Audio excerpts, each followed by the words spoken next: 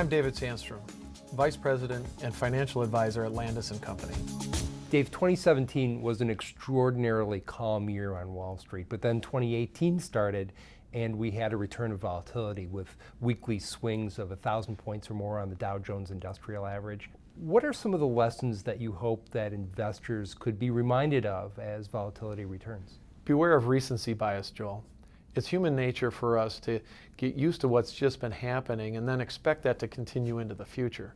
So when we come off of this relative calm like we saw, and then all of a sudden the things get bumpy out there, it can upset investors, and what that typically does is forces them into making bad decisions. During that lull, we've seen a greater influx of investor money from actively managed funds to passive index funds. How do you expect that to play out as volatility returns? I think investors should stay active, Joel. While there's a place in the portfolio for passive index funds, I think at this point in the cycle, especially as volatility starts to pick up, there's an opportunity for good managers to find mispriced stocks and mispriced companies within the market. So while we want to have a little bit of balance there, I think at this point in time, active management has a real place in the portfolio. The return of volatility means more ups and downs, more of a roller coaster ride. How does that affect the outlook for investment? Joel, I don't think that the outlook is affected by the volatility per se. I think you need to focus on the fundamentals.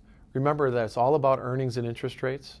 And while this volatility has a tendency to introduce those two things that are our worst enemy, fear and greed, we have to be careful in those deep sell-offs not to get afraid and sell out at the absolute worst time. And we also have to be careful about seeing the markets go higher and higher, have that fear of missing out, and then buy in at the absolute top. So the fundamentals are critical here. Corporate earnings have been strong. Forecast going into the future is optimistic. Interest rates from a historic standpoint are low at this point in time. So stick to the fundamentals. What about stock prices? Of course, the correction in late January, early February made prices go down a little bit, but historically stock prices are still high, right? What message does that give? Joel, I don't think it's going out on a limb to suggest that we are much closer to the end of this bull market than we are to the beginning. And while markets don't just die of old age, I think it's time to be cautious. So remember why you own stocks in the first place. It's for long-term money. This is not money that you need next week, next month, next year. This is to provide your portfolio with long-term growth. Dave, what's the biggest thing that you'd recommend investors do now that turbulence has returned? Stick to your plan, Joel. And if you don't have one, it's time to develop one.